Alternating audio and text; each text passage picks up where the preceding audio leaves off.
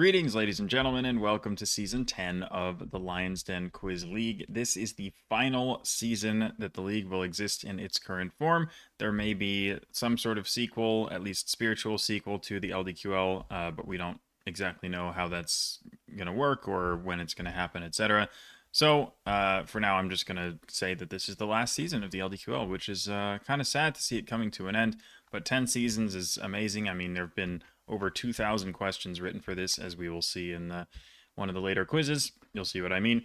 But I mean, yeah, it's amazing. It's been quite a ride, and it's been super fun. And again, the questions are incredibly well written, and the amount of effort that it takes to write over 2,000 questions for just two people to do that, and for the questions to be as high quality as they are, is, yeah, it's amazing, and it doesn't go unnoticed. So thank you again one more time to Benny and Looney for putting this together and doing such a good job with it. So, yeah, with that, let's get started with week number 1 of the final season. Starting with General Knowledge Quiz, written by Benny. In the Week 1 quiz party time, we asked about the Bahujan Samaj Party. If you were curious, you may have learned that the BSP's logo is an image of what animal? Travelers looking to see these animals with their mahouts can visit Jaipur, where these animals are painted and decorated in a festival dedicated to them, held around the time of Holi. So, thought about this one for a bit. Best guess that I came up with was elephants. I think it makes a lot of sense. My first thought was lions, because I associate lions with India. But I don't think lions would be particularly happy about being painted and decorated. And I think it's probably an animal that's a little bit more docile. So it would make a lot of sense. Elephants are not going to, I don't think they're going to be bothered by that sort of thing. And they're very large, and they're definitely an animal that would be celebrated, so I think it makes a lot of sense. And of course, they exist in India, but, you know, we'll see. Could be something else as well. Question 2 in the Week 2 quiz, Wasted Love. We asked you about Eugene Onegin, the novel that originated the superfluous man archetype. If you were curious, you may have learned that another classic novel with this archetype is Turgenev's story, titled For Being What Sort of Work, created by a superfluous man. Gogol wrote one titled, created by a madman, and another was written almost a century later. It takes place in the Achterhuis house? I don't know. Probably house. Anyway, this is the Diary of a Superfluous Man, is the thing by Turgenev, Diary of a Madman by Gogol. And I didn't actually think about what the other one is. It sounds Dutch. Yeah, to be honest, I'm not even sure what the last thing is, but the first two are definitely called Diary. Question 3. In the Week 3 quiz, wait, this isn't a food quiz, we asked about the Wunda crater on the moon Umbriel. If you were curious, you may have learned that the first detailed photos of Umbriel and the Wunda crater were taken in early 1986 by what specific space probe, which is the most recent probe confirmed to have reached interstellar space in 2018. So this is a coin flip. I don't know which one it is. It's either Voyager 1 or Voyager 2, because those are the only probes that have reached interstellar space. It's the most recent one, meaning it happened after, so I'm going to say Voyager 2, for lack of any better reasoning, because, I don't know, presumably Voyager 1 got sent out first and is further out, I guess, but I'm not sure. It definitely could be Voyager 1. Question 4, in the Week 3 quiz under New Management, we asked about the Algerian city of Tamanrasset.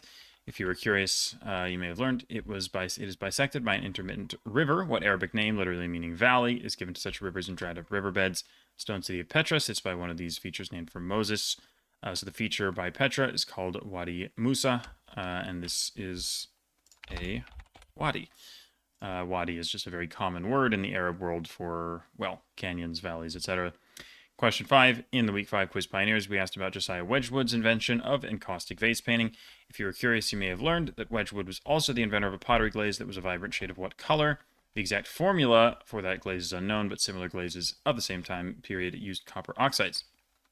I'm going to say green for this, because the Statue of Liberty is made of copper, and it's turned green because it oxidized over time. I'm pretty sure that's what happened to the Statue of Liberty, so I don't know, copper oxide. I mean, for lack of a better guess, it just sounds like, yeah, copper oxide would be green because the Statue of Liberty is green. Question 6, in the Week 5 quiz, The Consequences of Technology, we asked about Veblen and his theory of conspicuous consumption. If you were curious, you may have learned that conspicuous consumption is related to the concept of Veblen goods, which include luxury items such as watches and high-fashion clothing. Veblen goods are defined as goods where an increase in an item's blank leads to an increase in the item's blank, which explains why many common status symbols fit the definition. What two economic quantities, in the correct order, fill in the blanks? So a Veblen good is a good whose demand increases as its price increases. So an increase in the price would lead to an increase in the demand for the item. This is just, I don't know, I majored in econ and I just know what a Veblen good is. I think Giffen good is also a similar or even the same thing. I don't actually know what the difference between a Veblen good and a Giffen good is, but I kind of think of them as being sort of the same thing. But I think the idea behind the concept is that, again, as something gets more expensive, it actually, more people end up wanting it, which is, of course, counterintuitive to how almost any other good works, which is why they are notable. I hope I'm not confused. I hope this isn't like a Giffen good is this and then somehow a Veblen good is something else, but I'm pretty sure that they are, I think they're the same thing. And if they're not the same thing, then that's tough. But again, this just sounds like what's being described here. So I'm going to go ahead and enhance it because it feels pretty difficult, and I'm almost certain that that is what's going on. And I'm going to feel like a bit of an idiot if that is not what's going on, but I don't know what else it would be. So let's go with 6 because it feels like the hardest one here. Price and demand, pretty sure that's what I said. Green is correct. Wadi, Voyager 2, Diary, Elephant, 6 out of 6. Beautiful. Okay, so the guess of Elephant was correct. I did feel pretty good about it, but you never know. So I'm glad that that was indeed right. And we will head to quiz 2. That was a long one. There were a lot of words in that quiz. I had to do a lot of narration, but yeah. Anyway, quiz number 2. Okay, so this quiz is full of ordinal numbers, and well, I'll get there when I get there. But there's just a little interesting twist in this quiz. So the answer to the first LDQL question ever was Italy. The Guarneris, an Italian family of luthiers from Cremona in the 17th and 18th centuries, was influential but largely overshadowed in history by what other family whose products, many of which still exist today, usually have the suffix "us" appended to the family name. So this is interesting because I would not have known this until 4 days ago. I played a trivia match in a completely separate online competition that I'm in, and one of the tiebreaker questions or spare questions or something in that league was a question about what city in Lombardy is a place where they manufactured violins, and it was a free for all tiebreaker question where that didn't matter for the match, so that it was just kind of like you can just say things. So I just started listing Lombard cities because I was like, I don't know what the heck this is. So I was like Milan, Bergamo, Brescia, Lodi, etc., and it was all wrong. And then I said Cremona, and he was like, yeah, it's Cremona. So anyway, this is Stradivari because Stradivarius is the name of the brand of famous expensive violins, and Stradivari would be the name of the family. And again, I did not know about this until 4 days ago, and I probably didn't need to spend a minute explaining that, but whatever. That is very fortunate that I happened to come across this information very, very recently. Question 2, the answer to the 10th LDQL question ever was neutrino. A scientist delivers the incredible line, "The neutrinos have mutated," to explain the phenomenon underpinning what disaster film? I first read this, I was like, I have no idea. I could just guess a random disaster film. I'm going to come back to this question, and you'll see why in a sec. Question 3, the answer to the 100th LDQL question ever was Adele and Billie Eilish, who both won the Grammy for Song of the Year twice. Another two-time winner was Will Jennings, a lyricist who won in 1993 for a song that Clapton dedicated to his late son, and 1999 for a film song that became a Canadian singer's signature track name, Either Song. Not sure what the Clapton thing is. As for the Canadian one, I was trying to think of Canadian singers. I was like, Leonard Cohen, could it be Hallelujah? Maybe. I don't think of that as a film song. Also, I think it's older than that. I also thought of Celine Dion, and I was like, wait, Celine Dion, like My Heart Will Go On, would make a lot more sense. The only thing that scares me about this one is that I believe Titanic came out in 1997, which would make me think that he would win the Grammy for the song in 1998, not 1999. So the year scares me a little bit, but there might be some kind of delay or whatever. It was released a little too late to count for 98, something along those lines. So that's the hope. I could also be wrong about the year, of course, that Titanic was released. I just think of it as a 1997 movie, but I don't know. So hopefully this is right. I think it makes a lot of sense given the whole Canadian singer's signature track from a movie just kind of sounds like Celine Dion, but we will see. Question 4, the answer to the 1000th LDQL question ever was primitive technology. In each of the channel's 10 most popular videos, the bottom right corner of the screen contains the URL for the channel owner's blog. which is hosted using what company's services? This company, whose logo is seen below, has since expanded from providing blog hosting services to providing an expansive content management system for all types of websites. This, I believe, is the logo for WordPress. It's just, I don't know. I mean, I don't use it for anything, but I feel like you just kind of come across this when you look things up. There are just websites that are like WordPress websites, and they have this logo on them. So I've seen this logo enough times and the word WordPress next to it that I was just like, I'm pretty sure that this is just what this is. Again, I hope I'm not confusing it for something else, but I think that's what's going on. The answer to the 2000th LDQL question ever was Vietnamese. The Vietnamese zodiac differs from the Chinese zodiac by the addition of both the cat and what other animal? Because these large bovids love wet environments. They've been used to till rice fields across South and Southeast Asia for millennia. I have to assume that this is a water buffalo. I mean, I can't be sure, but like large bovid loves wet environments used in South and Southeast Asia. That just really sounds like a water buffalo. I mean, another large bovid would be like an ox or something, but like an ox, I'm pretty sure that one is in the Chinese zodiac. So I think this just makes way too much sense to be wrong, because it just sounds like what's being described. And finally, question 6. The answer to the 2026 LDQL question ever is 2012. The 2012 Nobel for Physiology or Medicine went to Gurdon and Yamanaka for discovering that cells can be programmed to become pluripotent. The term pluripotent, referring to cells that can differentiate into many other kinds of cells, most commonly refers to what kind of cells that also have totipotent and multipotent varieties. So I'm going to say stem cells. This is a guess. I'm not sure, but it's like, I don't know what kind of cells that have varieties and can differentiate into other cells. Just sounds like stem cells to me.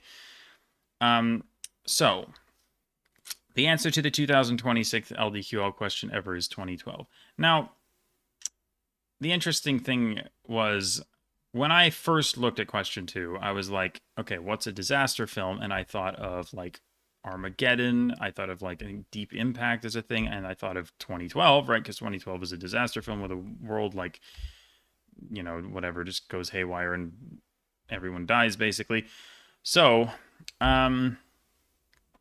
I was like, okay, this could be 2012, but I don't know. I'm just going to come back to it. And then I saw this, and I was like, wait a second. There's no way that the answer to question 2 could be 2012 because he put the word 2012 elsewhere in the quiz. So I was just like, okay, it's not 2012. It's going to be something else. And then it hit me, and I was like, wait a second. Like, this whole ordinal numbers thing, like what's going on here? Like, I was like, wait a second, what is the 2026 LDQL question? They gave us this information at the top. They said the ordinal numbers in this quiz include all 9 5-week seasons in the 4 championships. 4 championships have 32 questions each, which is 128 questions. 5-week season, every quiz in a week has 6 questions. There are 7 quizzes per week, per week, so 42 questions, which comes out to 210 questions, I believe, for a 5-week season. So if you multiply that by 9 and then you add 128, it turns out you get, well, I don't remember the exact number. I mean, I was doing it, I worked through this before and I don't remember exactly what the numbers are, but basically the point is if you add up all of the questions up to this point and then you add the first 6 questions from today on quiz number 1, and then you go here and you go to question number 2, it is the 2026 ever LDQL question. So this is super cheeky. The answer here undoubtedly is 2012 because this is the 2026 ever LDQL question. So kind of a fun little almost Easter egg there that Looney just kind of snuck in. And I don't know how many, I'm guessing most people will figure that out, but I'm not actually sure how obvious that's going to be to people. But it definitely took a while for it to hit me. I was like reading through the quiz. I was like, I don't know what this is. It must not be 2012 because he said 2012. And I was like, wait a second, hold on a damn second. So yeah, that was kind of a fun little realization. Anyway, I am yapping a lot so far in this video, so sorry for that, but whatever. Again, y'all are used to it. So I'm going to enhance Stradivari for sure. I think that's definitely difficult. The rest of this doesn't feel that hard. And yeah, I mean, it's just fortunate that, again, I came across that piece of information very, very recently. Stradivari, 2012. This is 2026. There you go. My heart will go on. Let's go. WordPress, water buffalo, stem cells. 6 out of 6 again. That's 12 out of 12 to start the week. That is excellent. And I'm guessing that I enhanced correctly as well on that quiz. So, yeah, good stuff so far. But it's all going to come crashing down because next quiz is pop culture. Starting with Javier Sotomayor, whose 1993 high jump record has stood for over 30 years, is the only person who has ever performed a high jump over what integer number of feet? I don't know. I mean, like I don't know. I'm like, okay, I'm 6'3". It's like, how could somebody jump over my head by just jumping off the ground with a running start? Like an Olympian, maybe, probably. I don't know. But I don't really have a good sense for this. Like, I don't watch the high jump. I don't know how tall or how high the people actually jump. So I'm just going to be guessing. I'm going to say 7 feet because I think someone who can jump insanely high might be able to get above my head, but I wouldn't think that they would get that far above my head. But the answer could be 6, it could be 5, it could be 8, it could be 9, I could be 10. I doubt it's that high, but I don't actually know. But this is at the end of the day a complete guess. Question 2. What car maker, which initially began production at an anonymous Lombardy automobile factory, uses a 4-leaf clover or quadrifoglio to denote high-performance models such as its Giulia or Stelvio lines? I don't know. Just like guess a random Italian automaker. I'm gonna say Fiat. High performance. I mean, I'm pretty sure that Ferrari is headquartered in Emilia-Romagna. I think Lamborghini is as well. But then there's Fiat. There's like Abarth is a thing. There's Alfa Romeo. There's Maserati, like et cetera, right? And I don't know where any of these are headquartered. I'm sure one of them is Lombardy, or heck, maybe it's a brand that I haven't even said yet. There are a lot of Italian automakers, but I don't know the lines of cars, so I can't get it that way. And I don't know. I mean, the whole like high performance model thing makes me think that it's not a brand, that it's just like, you know, Maserati, Ferrari, Lamborghini, because those are just all high performance, question mark. I don't know if that's actually true, but I think maybe it's more of a kind of standard car brand, if that makes sense, that just makes some models that are nicer than others. But again, not really sure. Question 3. What word from the conlang Black Speech refers to the 9 men who wield magical toruses that grant great strength, but bind them to servitude and render them invisible? This is Nazgul. The U should have a little circumflex on it, but I don't have that on this keyboard, so unlucky. But these are the 9, the ring wraiths from the Lord of the Rings. What's interesting, actually, is what I realized on this one is that, like, when they say, like, the Black Speech is considered like a forbidden thing. I'm just referring to the movies, to be clear, but it's like you don't want to say it, right? Like Gandalf when he says like Ashnaz durbatulûk whatever at the Elrond's council, everyone's like, bro, like why'd you do that? Because the sky gets all stormy and it's all like it's not something that you should just say. But what's interesting to me is that they just say the word Nazgul. Like they just say Nazgul to refer to them, and the sky doesn't get stormy, and like I don't know. I don't know. Maybe you have to say. Maybe you actually have to say the inscription for that to happen. But given that the Black Speech is considered so taboo, it's interesting that they say the word Nazgul. How often do they actually say the word Nazgul? It's kind of interesting. Like, I don't know. I'm yapping so much right now. Like Aragorn definitely says it in the Prancing Pony, right? When he's explaining who they are to the hobbits, but I don't know how often does that actually get said. Because like Gandalf and Saruman refer to them as the 9. I don't actually know. I don't know. Like I just need to move on. Like what am I doing?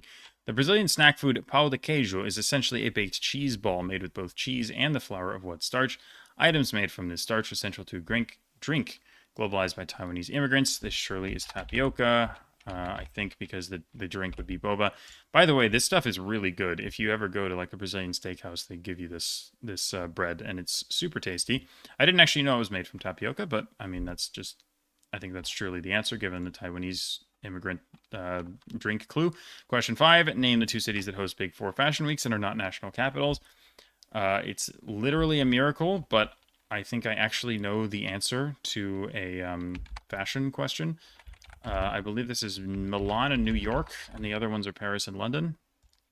I I don't know anything about fashion, but sometimes if there's just a list of things that exist that's relatively short, I can be like, okay, I'm just going to learn this list so that I don't get caught up by it in the future. And it's like the big four fashion cities are New York, Milan, Paris, and London. Do I know what that means? Not really. I just know that those are the big four, so I'm just going to roll with it. Question 6. What viral video sponsored by the Melbourne Metro introduced the world to characters including Numpty, Dimwit, and Bungle? CNET described it as the Darwin Awards meets the Gashly Crumb Tinies. I have no idea what's going on here. I'm going to say, this is fully wrong, by the way. I'm going to say Happy Tree Friends, because this is...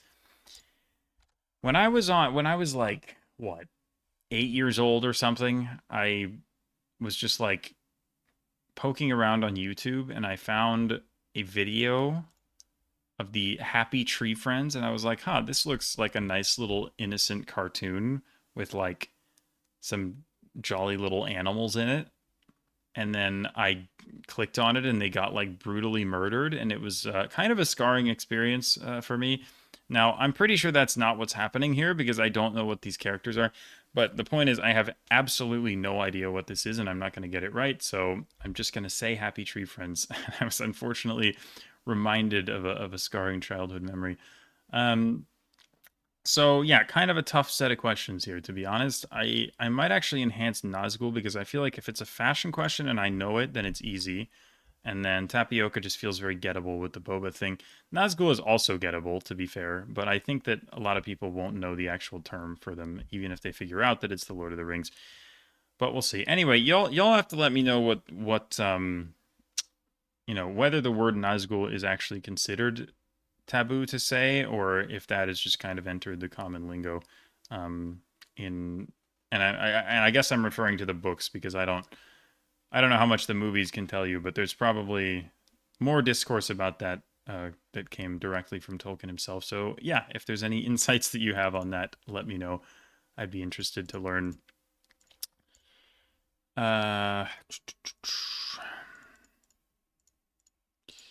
Anyway, 8 feet, that is unlucky. Alfa Romeo, that is unlucky. Nazgul is correct. Tapioca, New York City, Milan, and Dumb Ways to Die. I don't know what the hell that is, as expected. I didn't think I would know what it was, but I've never heard of that in my life. Alfa Romeo, unlucky. Like, what are you going to do? It's that's one of the ones I said, but it's like there are a lot of Italian automakers, so yeah, that's tough. And then 8 feet, I said 7. Yeah, unfortunate. That quiz was not quite as good as the others, but again, pop culture, that's going to happen sometimes. I am kind of okay with 3 out of 6. It could have been worse, so it's fine. Oh my god, I'm yapping so much, though. It's, 22 minutes into the video, and we're 3 quizzes in, and there's not even a math quiz or anything. Let's keep moving. Quiz 4. It's a media quiz. It's going to be shorter because I don't have to talk for as long. Seen below are the precogs who can predict murders before they happen in which film, released in 2002 but set in 2054. Absolutely no idea. Tron.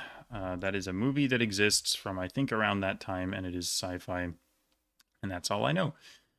Question 2. What nutritious foodstuff is seen on the conveyor belt below? It is the subject of a film set in 2022 but filmed almost 50 years prior.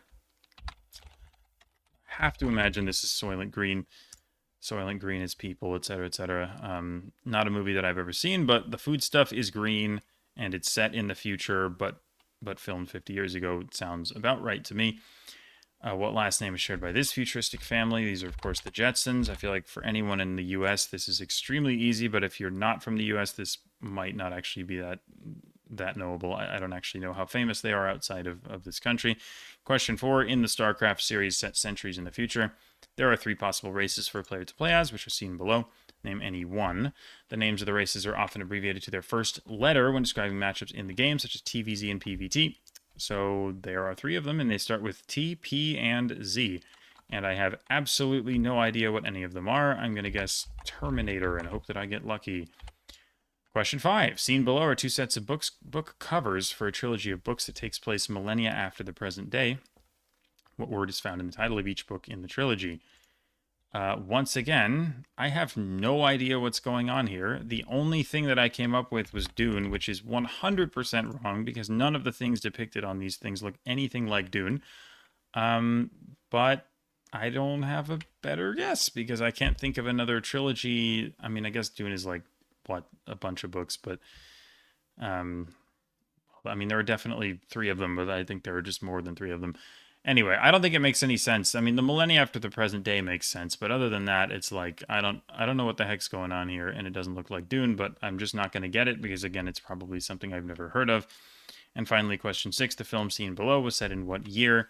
In real life, 35 years passed between the release date of the film and its sequel, not 30. So this one, I knew it was Blade Runner from like the start, but it took me a long time to like parse this question because I found it really confusing. I figured that the cluing was surely referring to the fact that the sequel is called Blade Runner 2049. But I was trying to figure out how that fit into the cluing here. I think hopefully what's going on is that not 30 means that, you know, you might expect that it was 30 based off the fact that the movies are set like I can't even explain it in words because it's still confusing. But I think I'm gonna say 2019 because I think the idea is that 2049 is the name of the sequel, which means you might expect that the first one was 30 years before. But in real life, 35 years passed between the release date of the film and Blade. I don't even know when 2049 came out, probably like 2017 or something. It's really confusing, and there are a lot of layers to this, and I'm not even sure, honestly, that I'm interpreting the question correctly at all, because it's really hard to know where these numbers fit in, and it's like maybe it's 2014 because it's actually 35, but like the whole not 30 clue makes me think that it's 30 before 2049. But I don't have a lot of confidence that that's correct because it's a confusing question. So I am going to say that here's the thing. 1, I don't think I have correct. 4, probably not correct. 5, almost certainly not correct. 3 is easy, and 2 feels easy too. So it's kind of a question of, do I trust my interpretation of question 6 enough to enhance the question? And not 30. In real life, it's 35, not 30, which you would expect. I'm going to enhance it. I think I'm reading the question correctly. I'm going to take this gamble. And we will see if that was a poor decision or not. 2019, let's go. Okay, Foundation. Is that Asimov? Foundation? I've heard of that. I wouldn't have gotten it, but I've definitely heard of that. I can't quite place it though. Terran, Zerg, Protoss. Literally, what the hell? That's completely impossible unless you've actually heard of that before. You're not guessing any of those. Jetson is correct. Soylent Green and Minority Report. Again, I think I've heard of Minority Report. I could not have told you what it was about. So there was no chance I was getting that correct either. So at the end of the day, that was fine. I think Foundation is a skill issue. I think I should know that. The rest of this is just kind of not in my wheelhouse at all. But 3 out of 6 is fine. I mean, I'm not very good with sci-fi in general, so this is an okay result. And thankfully, the enhance was correct and probably the right decision because I imagine that's harder than 2 and 3. Quiz 5. Oh my gosh, a lot of talking. Areata, totalis, and universalis are the main 3 main types of what disease? They are distinguished by their severity. Areata affects parts of the scalp, totalis affects the entire scalp, and universalis affects the entire body. So thought about it for a bit, and I think the best answer I have here is alopecia, which is the thing where you lose hair, basically. I mean, I know that it's at least when it affects your head, this is the thing that you have when you're going bald, basically. So I think this is just the going bald disease. So I think it makes sense given the whole entire scalp clue. Question 2, Ariat is a model used to estimate exposure to what group of minerals? Exposure to these minerals, which are often referred to by their collective name instead of distinguishing between types like chrysotile and tremolite, is the most common risk factor for mesothelioma.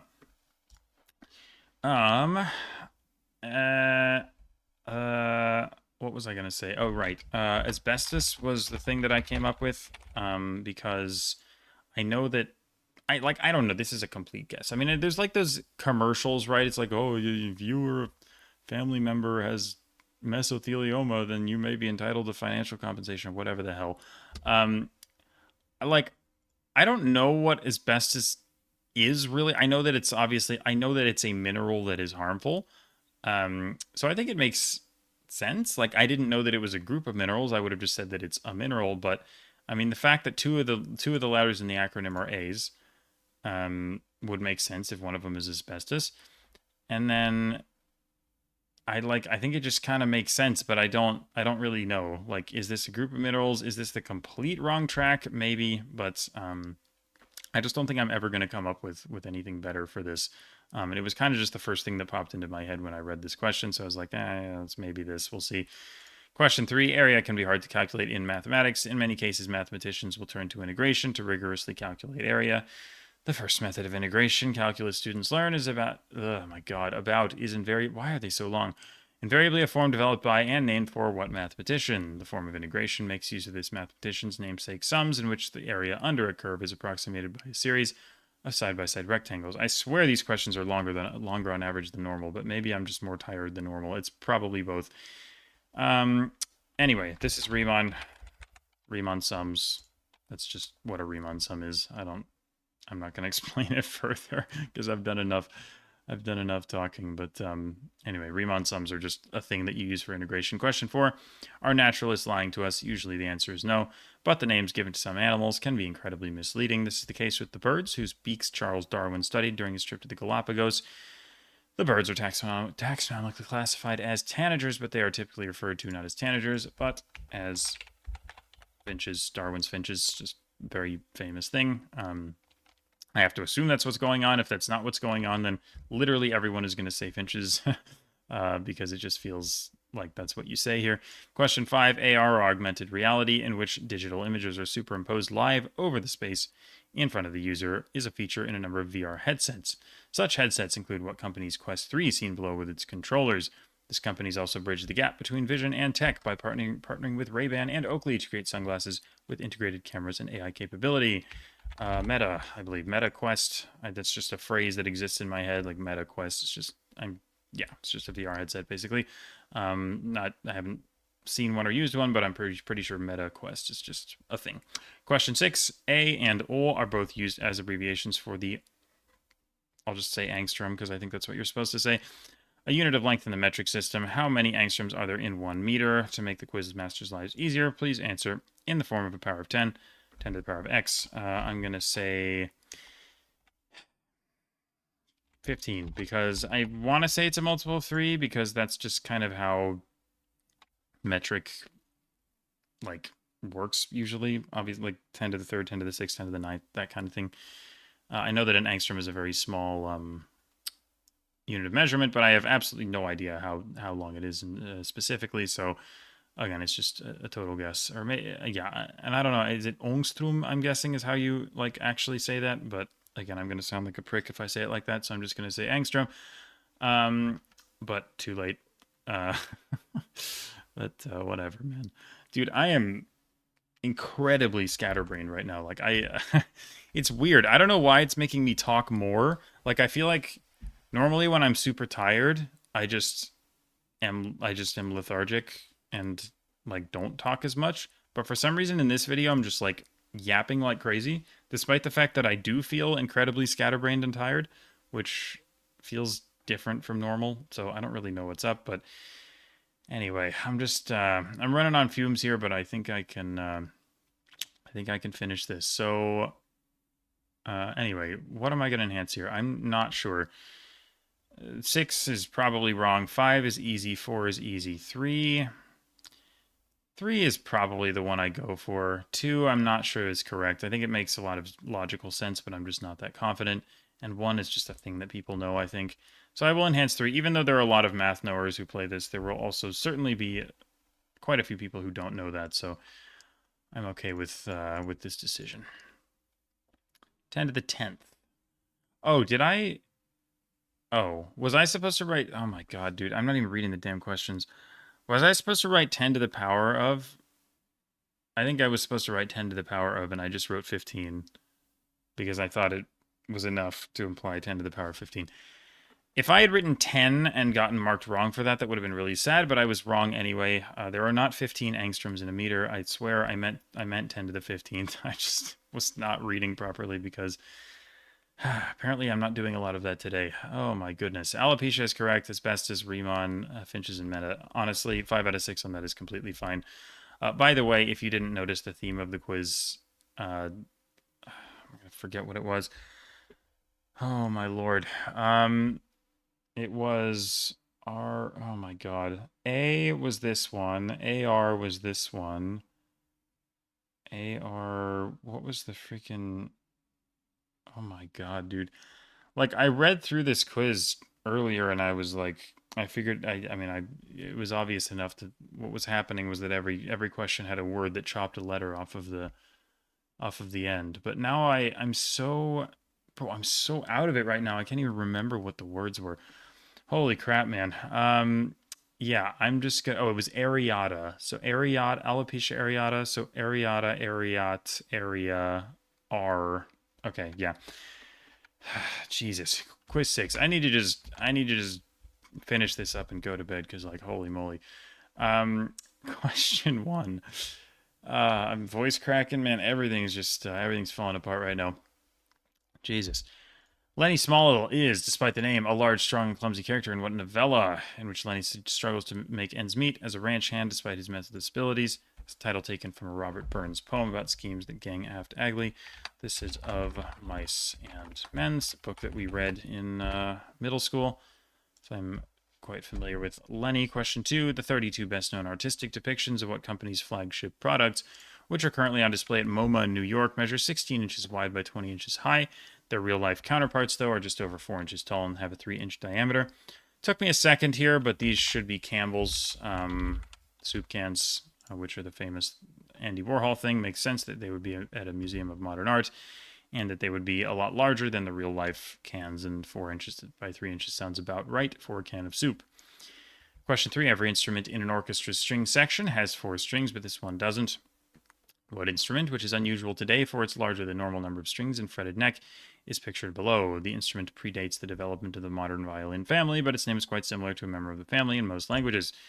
So other than the string instruments that are, in an orchestra string section, like the obvious ones, like, viola, cello, violin, etc., the only obscure string instrument that I can think of that I know exists is a viola da gamba, which I don't know what the hell this thing is, but I remember that there was, again, really weird random memory from like my childhood, but there was a kid in music class in probably like 3rd grade or something, and we were playing like a game that was like, I don't know, children are weird, but we were just playing a game that was like, oh, can you guess the instrument that I'm thinking of, right? And so we were all like thinking of instruments, and one of them thought of a viola da gamba, and we were all guessing like what the instrument was. And we were like, is it a viola? Is it a violin? What the hell? And then we eventually gave up because we were like, what the heck is this? And she was like, oh, it's a viola da gamba. And we were like, what the hell is a viola da gamba? So we got kind of annoyed, and then she started crying, and it was a whole episode. But anyway, a viola da gamba is a thing. And again, I just went on a complete, like, random 1-minute tangent about this random instrument that I am sure is the wrong answer, because it's like, of course it's just going to be something else. But name similar to a member of the family. Again, I don't think this even really makes sense with the clue, because the clue, like, I guess viola da gamba is a similar name to viola, but, like, similar makes it sound like it has a word that's like different but kind of similar, rather than just like literally the name of one of the instruments with like more words tacked on. So again, I'm almost certain that this is just going to be wrong, but I know that this is an obscure string instrument and I can't name another obscure string instrument, so I'm going for the viola da gamba. Question 4. An explanation and illustration of the mean value theorem from calculus is one of many, many digressions in the 200 pages of footnotes found in what novel, which is over 1,000 pages long. The diagram is used in the context of preparing for a game of Eschaton, a game with rules written by Hal and Candenza, in which 400 tennis balls each represent a nuclear warhead. Absolute nonsense. I don't know what the heck is going on in this question, which makes me think it's probably Infinite Jest, because usually when there's some stupidly long book with weird random stuff and crazy tangents, it's just Infinite Jest. I don't really know anything about Infinite Jest. I just know that that's that's kind of what goes on. So again, it's a guess, but I feel pretty good about it. I mean, this just kind of sounds very much to me like Infinite Jest. Question 5. Two of the many murals by what artist are pictured below? Murals are so large that some of the human figures depicted are life-size or larger. I don't know. I'm just going to guess Diego Rivera, who I believe is famous for murals, and I don't really know much more about him other than that he was married to Frida Kahlo. But I can't really think of anyone else that is known as a muralist, although I'm sure there are plenty of people. Finally, question 6. The Massive Symphony of 1000, which is meant to be performed by roughly 1,000 musicians, is the 8th symphony written by what Austrian composer? In order to ward off the curse of the ninth that befell many famous composers, this composer did not number the symphony, das Lied von der Erde, technically the ninth he wrote. Later, he did write an acclaimed symphony titled as his ninth, but he did not live to see it performed. Symphony of 1000 is by Gustav Mahler. Again, I had to read the whole paragraph before getting there, but Mahler is just Symphony of 1000. I don't really know anything about classical music. I just know the names of a few famous works and who did them, and thankfully that carries me through the simpler questions, but not through the obscure string instrument questions. So anyway, not really sure what to enhance. I mean, I don't know. Do I enhance Infinite Jest? I'm not going to. I feel like it could be something else, right? Like there could be...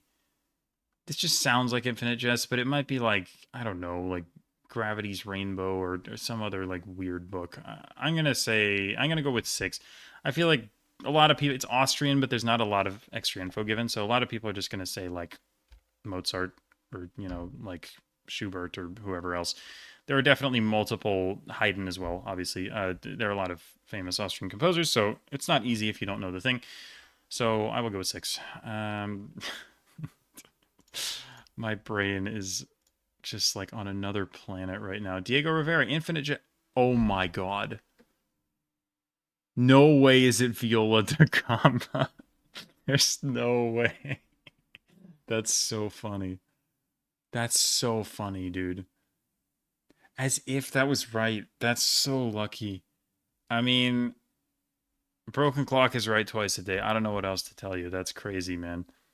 I was like, that is an obscure string instrument that exists. And I don't know another one. So I'm going to say, that's so stupid. That's so lucky. Oh my god. Okay. You know what? We take those. Oh god. It is a good thing that I was reading and thinking through these questions when I was a little bit more lucid, because right now I am losing my mind. But thankfully, the answers that I came up with earlier before recording this were not so bad. So yeah, shout out earlier me, I guess.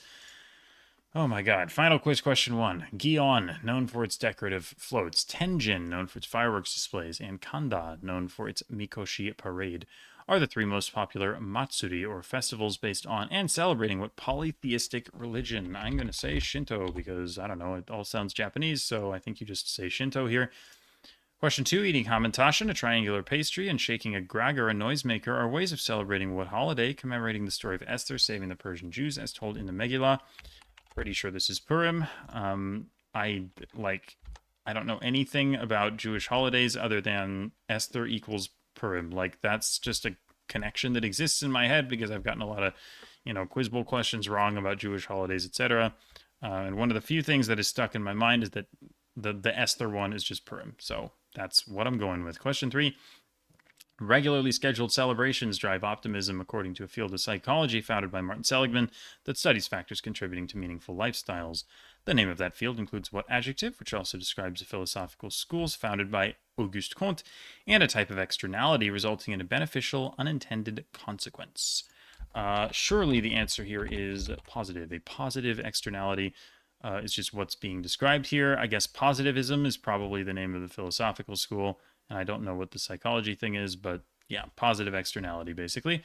Shout out economics. Question 4. A customary celebration, whose formal parts traditionally include an entrance, la entrada, a toast, el brindis, a preferred song, baile sorpresa, and a variety of dances, usually centers on a figure who is of what age? So these are clearly Spanish words, and it's like a Spanish, or, at least Spanish-speaking celebration that centers around a person of a certain age. This is just a quinceañera, so 15 would be the age.